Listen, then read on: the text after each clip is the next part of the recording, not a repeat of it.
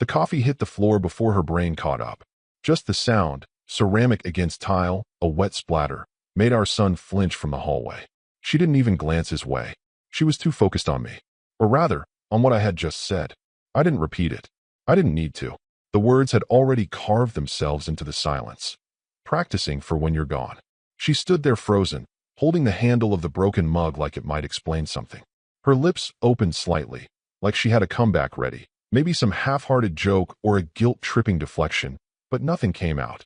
I calmly reached for a paper towel, wiped up the coffee like I'd done 100 times before, and dropped it in the trash without looking at her. I made his lunch, I said, zipping up our son's Spider-Man lunchbox. Pancakes in the thermos. He likes when I cut them into little triangles. Still no reply from her. Just wide, mascara-smudged eyes watching me like I'd grown a second head overnight. I slid the lunchbox into his backpack, grabbed my keys, and paused just long enough to say, "Check your inbox," before walking out. And that was it. No yelling. No slamming doors. Just one quiet morning detonated by a single sentence she never expected. You could practically smell the fear starting to rise off her skin like steam. To the people listening, yeah, you. Over 90% of you hear stories like this, feel something, and move on without hitting that little subscribe button. I'm not here to beg. But if you want us to keep doing this, pulling the curtain back on stories nobody talks about, hit it. It keeps the team going, and it tells the algorithm we're worth your time. Anyway, she had spent the last 4 months treating the house like a layover. Not a home. The late-night team dinners. The surprise client meetings. The networking events that somehow didn't include spouses. At first, I believed her, or maybe I wanted to. I played the role, made dinner, helped our son with homework, pretended the empty seat at the table wasn't a warning sign wrapped in lipstick and lies. But here's the thing about silence. It gives you room to prepare. She didn't know about the night I waited up in the garage with the lights off. I sat in the dark, arms crossed, while her car pulled in at 12:47 a.m. I watched her adjust her hair in the rearview. Watched her text someone, smiling. She didn't know about the second phone I found under the passenger seat when I vacuumed the car for her birthday. Or the lipstick stain on the passenger side vent. Smudged. No, I didn't explode. I didn't cry. I didn't confront. I documented. That morning, she was still riding the illusion that she had the upper hand. That I was just some tired dad too distracted with bedtime stories and grocery runs to notice her slipping away. But here's the thing she didn't get. I wasn't cold because I stopped caring. I was cold because I stopped pretending. There's a difference. She stood in the wreckage of her own performance. Bathrobe, wild hair, that pathetic little gasp she made when the cup hit the floor, and realized, maybe for the first time, that the script had changed. And she wasn't the one holding the pen anymore. Sunday mornings used to mean waffles, cartoons, and my son running down the hallway in his superhero pajamas. She used to join us. Used to. These days, she didn't even pretend to be part of that ritual anymore. Sunday morning was just another hangover with a different story. So while I sat on the floor helping our kid build a Lego spaceship, she finally decided to open her laptop, probably expecting a calendar invite or some useless LinkedIn message from a guy she swears just sends networking memes. Instead, what greeted her was a cold, silent folder. Draft separation proposal, initial review. No message. No angry manifesto. No accusations. Just that title, sterile, legal, final. She clicked it, expecting maybe a bluff. Maybe I was trying to scare her straight. But then she saw the first document. Custody proposal, weekday/weekend rotation. It was labeled clearly. Bullet points. Specific days. No dramatics, just logistics. The second file, asset division, phase 1 recommendations. Every account, every vehicle, even the storage unit she thought I'd forgotten about. All of it was there, sliced clean with no malice. Only precision. She kept scrolling. The third document was worse. Absence log, nights out, May through August. 87 dates. Timestamped. Each one showing her late returns home. Some had screenshots, her car re-entering the driveway. Others had journal entries. What our son asked me while waiting for her. The snacks I gave him to distract him. His drawings. The ones she never saw. On June 18th. Is Mom still alive? That one hit hard, didn't it? She scrolled faster, like speed might outrun the truth. But it didn't. Near the bottom, I'd attached an annotated calendar. Marked in yellow, every night she was at work. Marked in red, every school function she missed. End-of-year recital. Parent-teacher night. The day he was sick and asked for her. And finally, The night she came home at 2:13 a.m. and smelled like someone else's cologne, marked in black. She slammed the laptop shut like it had personally insulted her, then just sat there, frozen, like the ghost of the woman she used to pretend to be. But here's the thing. She still didn't believe it. Not yet. She told herself I was bluffing, that it was just a warning shot, that I was hurt, not serious. Because if she believed otherwise, she'd have to accept the real horror, that I didn't yell because I wasn't trying to fix it. I was just done. She paced the kitchen later that day, muttering to herself like a criminal retracing steps at the scene of a crime. She wasn't crying. Not yet. She was calculating, trying to figure out what I knew, how long I'd known it, and what I planned to do next. The irony? Everything she needed to know was already there, in the silence. In the fact that I hadn't included a single paragraph of why. No begging. No bargaining. No, we need to talk. Because when a man truly lets go, there's nothing left to explain. She picked up her phone, probably to text me some carefully crafted non-apology. I saw it light up from across the room and ignored it. Instead, I pulled another Lego piece out of the box and handed it to my son. Here, I said, this one's for the rocket boosters. Because some Sundays are for building. Others, they're for demolition. Monday morning didn't start with coffee or small talk. It started with her phone buzzing like a fire alarm. She'd been up all night pretending to sleep, the glow of her screen lighting up the bedroom as she scrolled through my files again and again, hunting for a crack. She told herself she'd call Susan first thing. Our family lawyer, the neutral friend who drafted our wills and our refinancing agreements, who had hosted us at her lake house last summer and laughed at our inside jokes.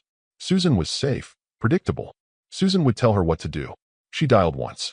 Straight to voicemail. She tried again. Voicemail. She sent an email, typing fast, a little too forcefully. Susan, call me urgently.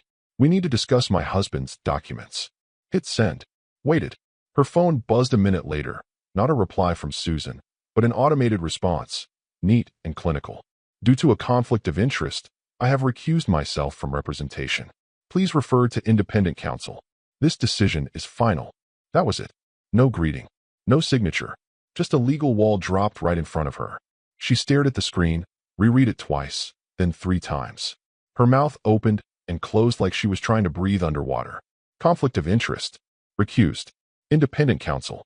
The words sounded like another language to her, but I knew she understood enough. She had just lost the one person she thought would protect her.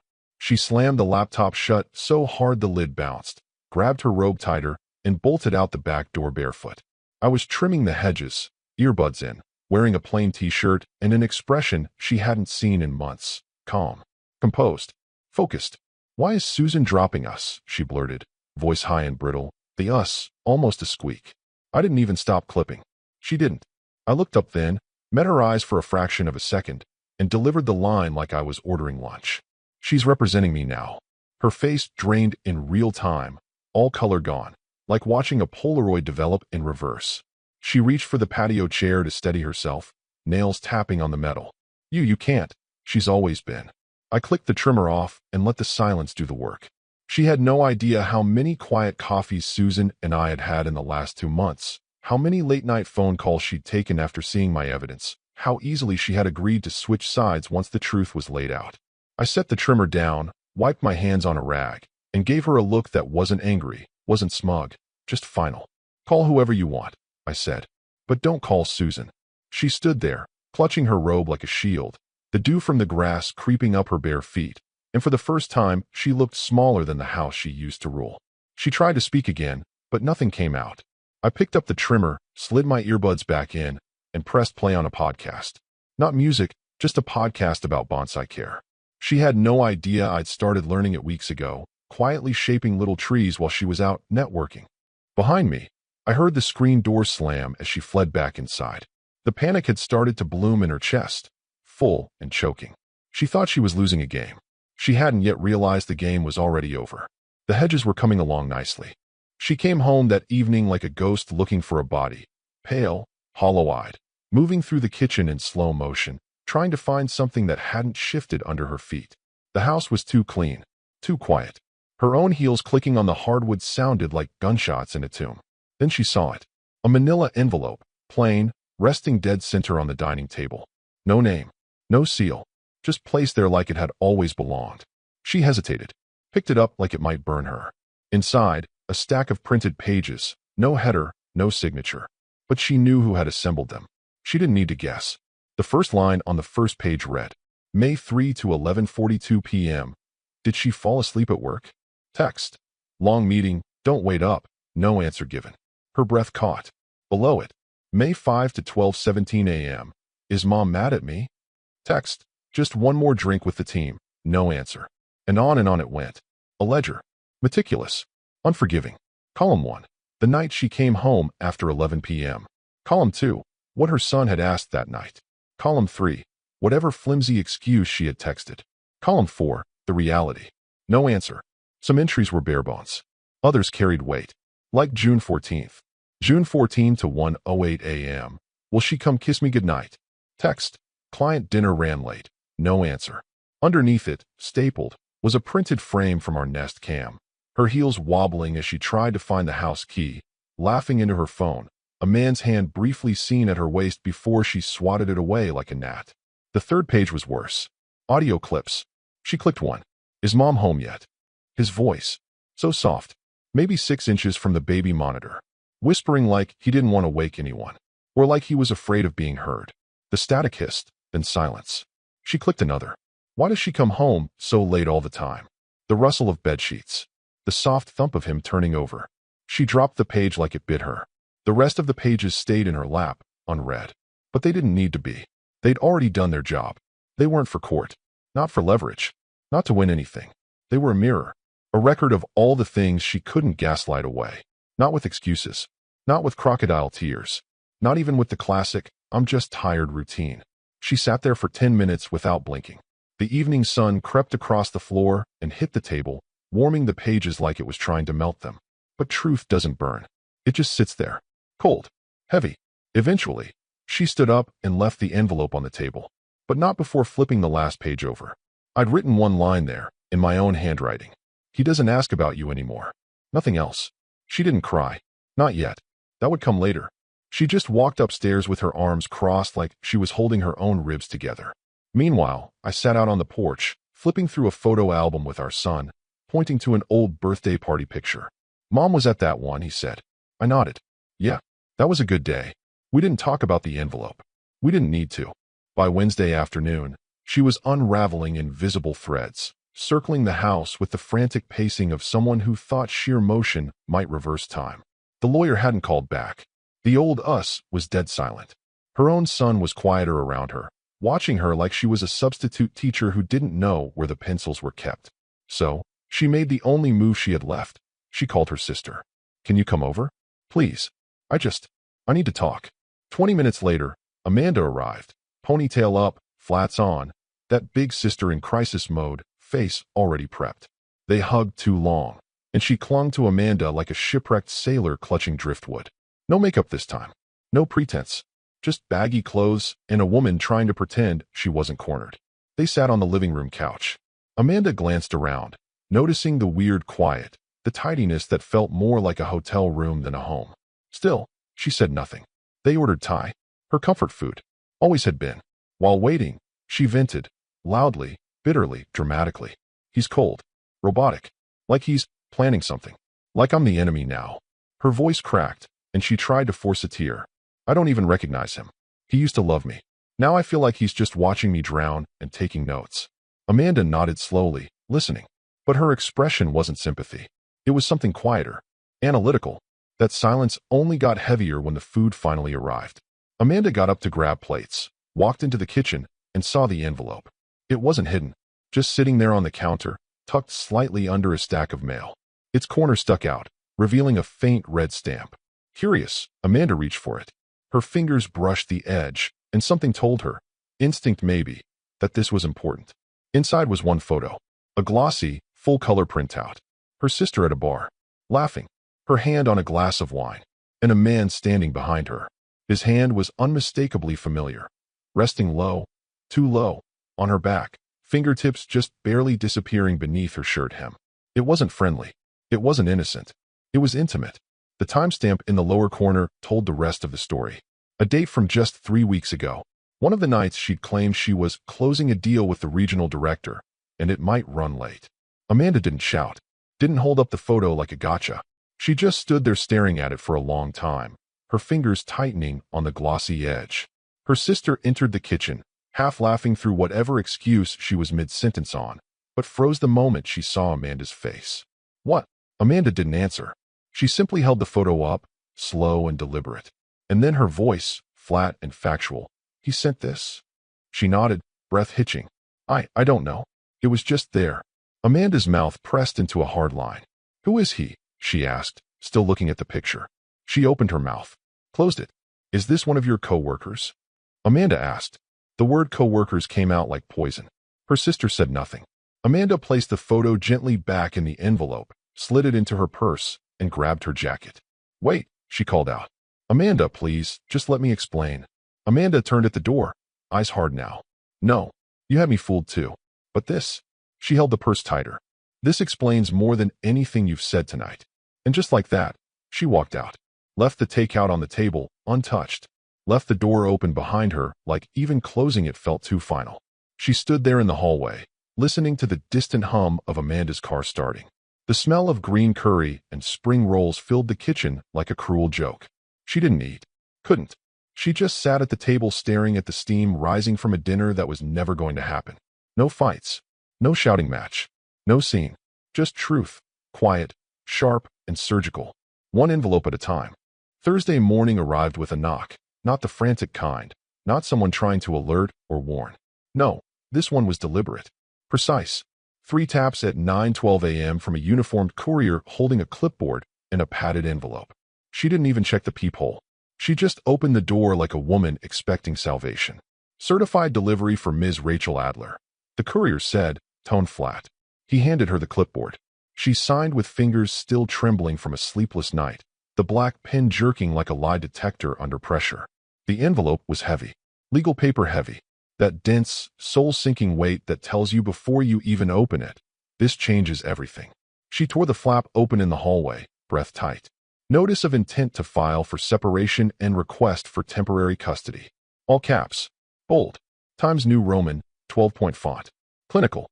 Unemotional. Deadly. Her eyes scanned the body, heart thudding louder with each paragraph. Filed under extended and repeated absence from the minor child's residence. Requesting temporary sole custody to the father. Referencing specific affidavits. And then came the attachments. She flipped to the first one. Statement of Ms. Karen Rivera, household nanny. A sworn declaration. Dates. Notes. Excerpts. Mrs. Adler was often not home at night. I would update her via text, but rarely received instructions back. There were several consecutive weeks where she did not initiate contact with her child during my evening shifts. Then the second. Statement of Ms. Hampton, first grade teacher. She has not attended a single parent-teacher conference this year. Communication is consistently through Mr. Adler, who provides support materials and attends all school events. And the third, Mr. Stein, aftercare program supervisor. Emergency contact has always been Mr. Adler. He is present at every pickup. Mrs. Adler is unknown to our staff. Each line sharpened like a scalpel. She stood in the hallway, shoes still untied, reading them again and again. Her hand clutched the edge of the doorframe as if the wood could stabilize her internal collapse. She wasn't breathing anymore, just heaving. Then she saw it. The bottom of the cover letter. Not a law firm's name. No shiny partner title. No polished signature block. Just one name. Daniel Adler. Typed clean. No signature needed. Her scream was instant. A sharp, primal burst that cracked the stillness of the house like a dish thrown at a wall. She slammed the envelope on the counter, scattering the pages across the marble like shrapnel. How could he do this? How dare he do this? She reached for her phone, started typing a message, some unhinged rant she probably thought would corner me into backing off, but stopped halfway through. What could she even say? Please don't use the truth against me. She deleted it. Typed again. Deleted again. Then threw the phone on the couch, chest heaving, eyes wild. Because this wasn't just another scare tactic. This was formal, filed, structured. Every dotted I felt like a tiny dagger to her ego. And worst of all, it was effective. She was no longer the one silently slipping away, leaving the family to rot while she chased bar tabs and approval from people whose names her son didn't even know. I was the one walking away now, and I wasn't slamming the door behind me. I was locking it, document by document, testimony by testimony, until her access was nothing but a memory she couldn't revise. The narrative had shifted, not just in court, not just legally, but fundamentally. She wasn't the abandoned wife. She was the absentee, and the record said so. Friday morning, she woke up convinced she still had pieces left to play. The panic from the legal notice hadn't faded, not even slightly, but somewhere between denial and desperation, a new fantasy had taken root in her head. If I take back control of the finances, I can still steer this. She had no idea the wheel had already been detached and sold. She wrapped herself in a robe, hair still unbrushed, and settled at the kitchen counter with her laptop. Fingers trembling, she logged into our joint bank account. She'd always considered it our money, even though she hadn't paid a single bill in months. I never argued it, never rubbed it in, just paid everything quietly. Until now. Access denied. She blinked, refreshed the page, tried again. This user is no longer authorized to view this account. She tried the savings, then the brokerage, then the emergency fund she never asked about but always assumed she'd get half of in the divorce she thought she'd initiate on her terms. Same response. Locked. She opened a new tab and logged into the car lease portal. Maybe she'd pull the documents, prove she co-owned the vehicle, maybe even sell it before I got wise. Access denied.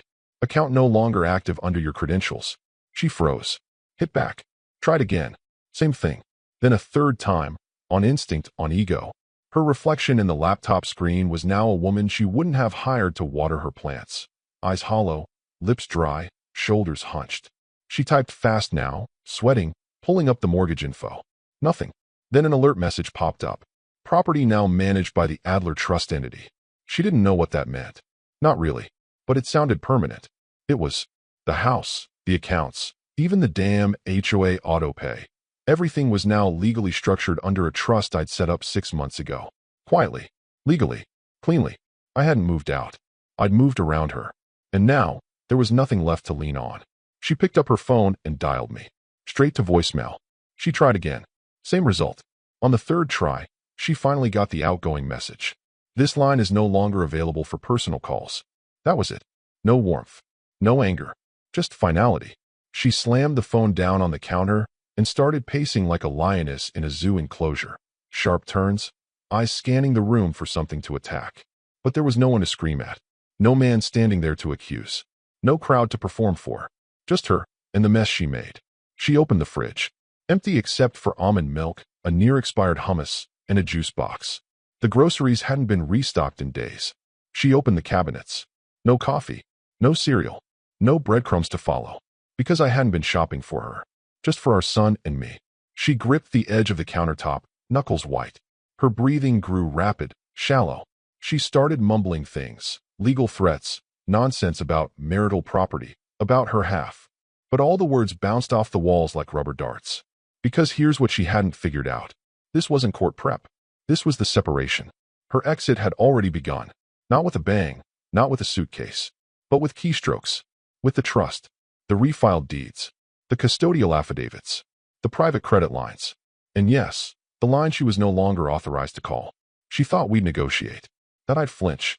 Instead, I left her there, trapped in a house she didn't own, with a car she didn't control, surrounded by accounts she couldn't touch, staring into the echo chamber of her own fading authority. She'd spent months leaving me behind. Now, she'd finally caught up.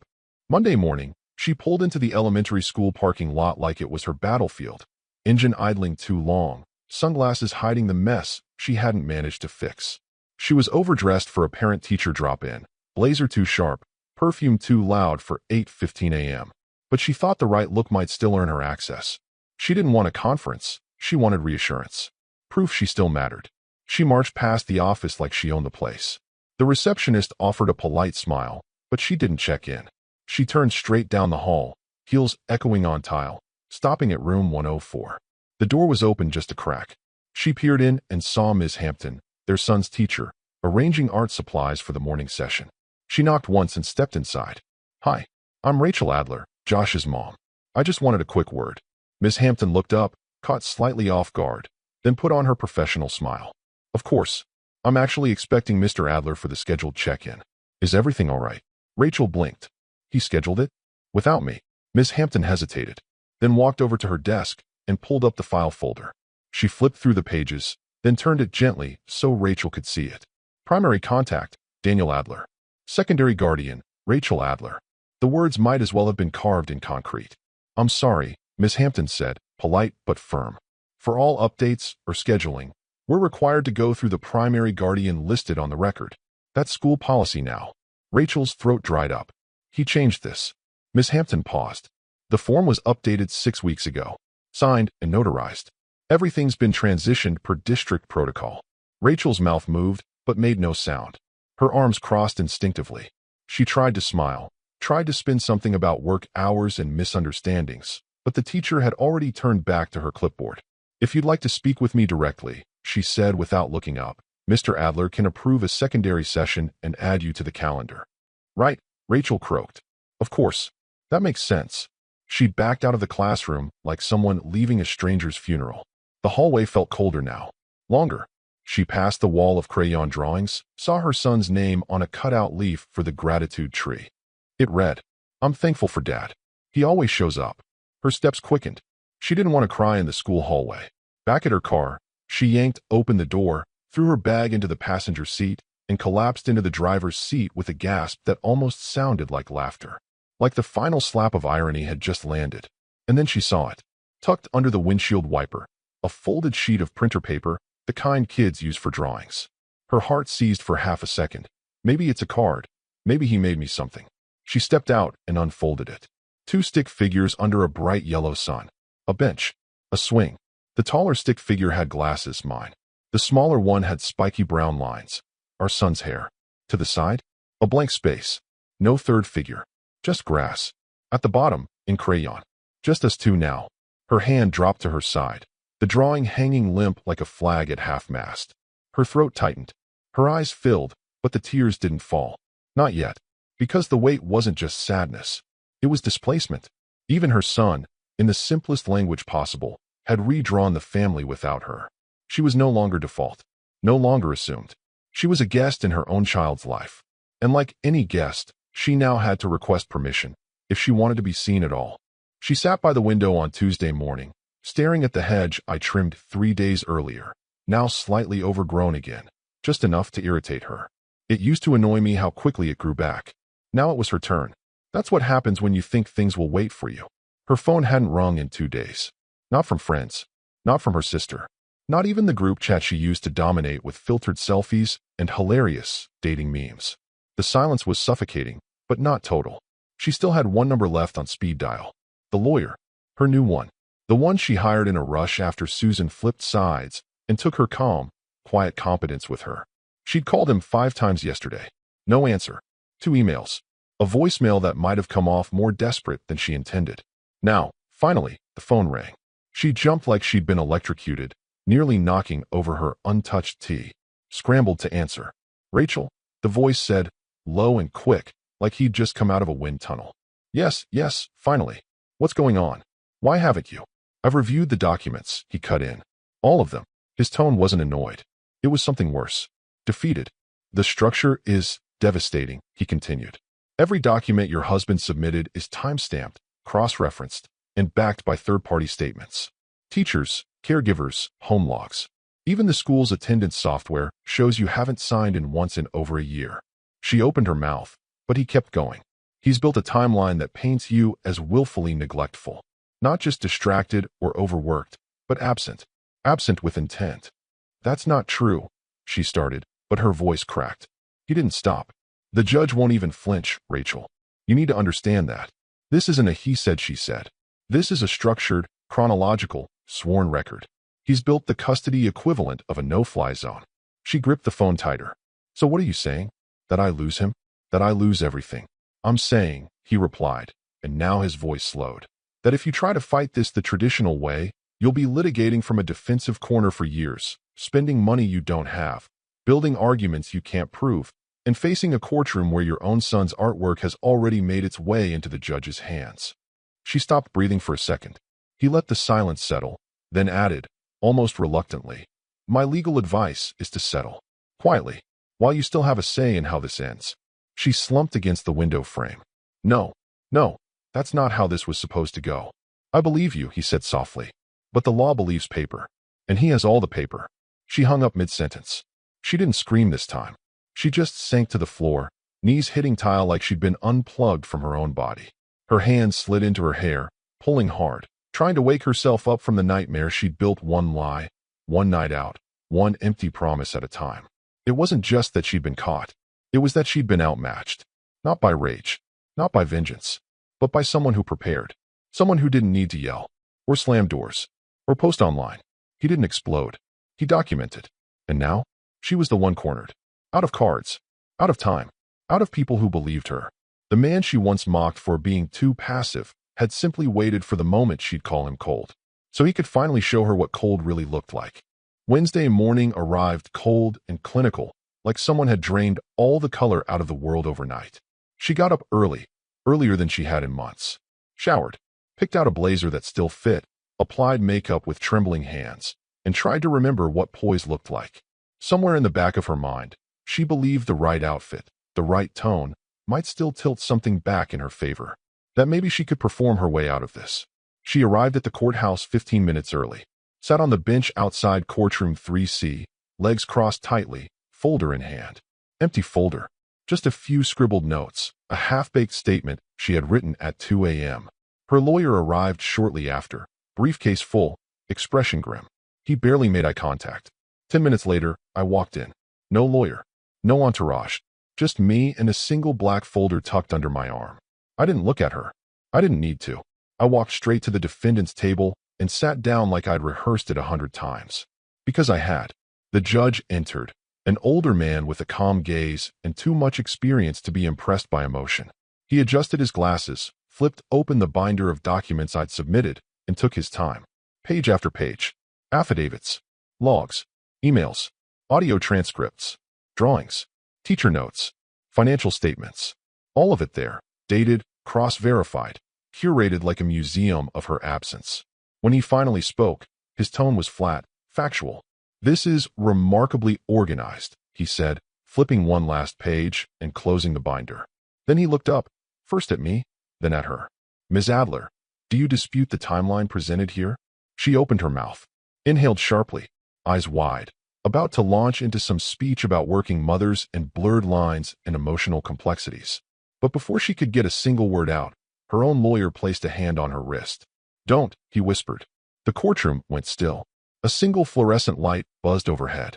The judge leaned back in his chair, laced his fingers together. "This is not abandonment," he said. "This is preparation." He reached for his pen. "I'm granting the request for temporary full custody to the father," he said, signing the order without hesitation, pending full review. She broke. No screams. No dramatic sobs. Just the slow, horrifying realization that this wasn't a temporary storm, it was a landslide, and she was already buried under it. She slumped forward, covering her face with both hands, shoulders shaking. Her mascara smudged instantly, bleeding into her palms. The only sound she made was a kind of silent heaving, grief trying to come out through a locked throat. Across the room, I stood up, calmly. No smile, no victory parade, just done. I tucked the folder under my arm, nodded once to the bailiff, and walked toward the exit. Didn't glance back, not even once. Because this wasn't about punishment. It was about permanence. And some endings don't come with fireworks. They come with a signature, a courtroom seal, and a man who simply walks away while she finally realizes. He already had.